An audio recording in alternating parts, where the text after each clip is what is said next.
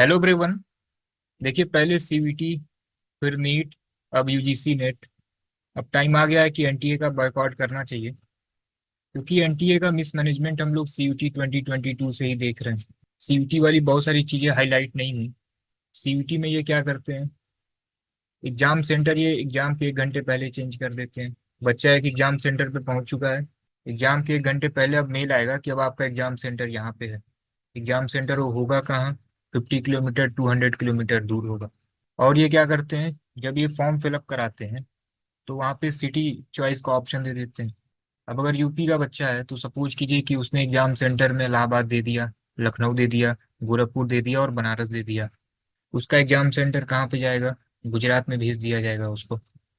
उसने गुजरात सेलेक्ट ही नहीं किया है, लेकिन गुजरात भेज दिया जाएगा। ये एडमिट कार्ड कब देते हैं? एग्जाम के 4 या 5 दिन पहले। एंड उसमें भी सेंटर ये गुजरात भेज देंगे। अब बच्चा एग्जाम के पहले डिलेमा में है कि अब वो गुजरात कैसे जाएगा। अब वो गुजरात का टिकट करा रहा है। एग्जाम के ठीक 1 दिन पहले फिर मेल आएगा और अब एग्जाम सेंटर चेंज कर दिया जाएगा। सीवीटी 2024 यूजी में इन्होंने ऑफलाइन मोड का ऑप्शन दिया। बहुत सारे बच्चे जो है पेपर लैंग्वेज हिंदी इन्होंने सेलेक्ट किया था। अब जिस भी एग्जाम सेंटर पे हैं वहाँ पे हिंदी में पेपर अवेलेबल ही नहीं। टीचर कह रहे हैं हमारे पास इंग्लिश में है, जो है इसी में आप एग्जाम दीजिए। सिलेबस कुछ और है, पेपर कुछ और आ रहा है। 2022 में जब इन्होंने पेपर कराया तो 100 में नियर अराउंड 10 से 15 क्वेश्चन ड्रॉप, 10 से 15 क्वेश्चन जो है ये गलत है। ये क्या करते हैं, सभी इंट्रेंस एग्जाम होने के बाद इनके तरफ से एक प्रेस रिलीज आती है। एंड प्रेस रिलीज में विदाउट एनी इन्वेस्टिगेशन ये डायरेक्ट एक पीडीएफ अपलोड कर देंगे, release for successful conduct of UGC net. इसी तरीके से नीट का पेपर होगा, नीट के पेपर के तुरंत होने के बाद successful conduct of this, successful conduct of this. ये अपनी गलती मानते ही नहीं है। ये सभी प्रॉब्लम जो है एनटीए के कॉन्ट्रैक्ट सिस्टम की वजह से हो रहा है, क्योंकि एनटीए के पास कोई अपना मैनेजमेंट नहीं है। ये सारा कुछ जो है आउटसोर्सिंग के थ्रू कराते हैं। आउटसोर्सिंग में डिफरेंट एजेंसियां होती हैं, डिफरेंट एजेंसी में कौन से लोग काम कर रहे हैं कोई इसका रिकॉर्ड नहीं है। एनटीए के पास क्या होना चाहिए, अपना वर्कफोर्स होना चाहिए कि कौन से लोग पेपर बना रहे हैं। ठीक है, सारा कुछ होना चाहिए, सारा कुछ रिकॉर्ड होना चाहिए, गवर्नमेंट एम्प्लॉई है क्या है। लेकिन ऐसा कुछ नहीं है। सारा काम एनटीए का आउटसोर्सिंग एजेंट के थ्रू हो रहा है। एंड सारा फ्रॉड जो है ये वहीं से हो रहा है।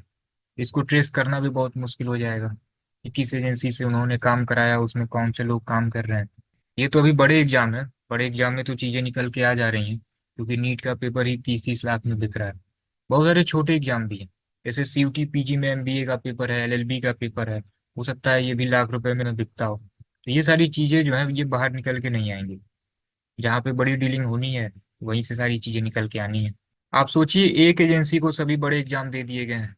एक ही एजेंसी आईटी का एग्जाम करा रही है, एक ही एजेंसी नीट का एग्जाम करा रही है। सीयूटी यूजी में इतने नंबर ऑफ स्टूडेंट हैं, सीयूटी यूजी का एग्जाम करा रही है, सीयूटी पीजी का एग्जाम कंडक्ट करा रही है। यूजीसी नेट में near around 11 lakh student form apply करते हैं, उसका ये एग्जाम करा रही है। तो ये जो है डिसेंट्रलाइजेशन सिस्टम होना चाहिए। एक ही एजेंसी जिसके पास खुद का कोई अपना सिस्टम नहीं है, उससे आप एग्जाम कंडक्ट करा रहे हैं। तो कुछ अब दूसरा अल्टरनेटिव सोचना पड़ेगा। जैसे आप देखिए, बैंकिंग का पेपर कभी लीक नहीं होता, आईपीएस सारे एग्जाम कराती है ना। फिर आप यूपीएससी से कुछ सिस्टम आप सीखिए। कैट देखिए, कैट एग्जाम किस तरीके से होता है। हर बार जो है डिफरेंट आईएम को रिस्पॉन्सिबिलिटी दी जाती है, कभी आईएम लखनऊ कराएगा, कभी आईएम कोलकाता कराएगा। तो कुछ डिसेंट्रलाइजेशन सिस्टम होना चाहिए। अदरवाइज एनटीए में ही जो है इसको फिर से रिस्ट्रक्चर करना चाहिए।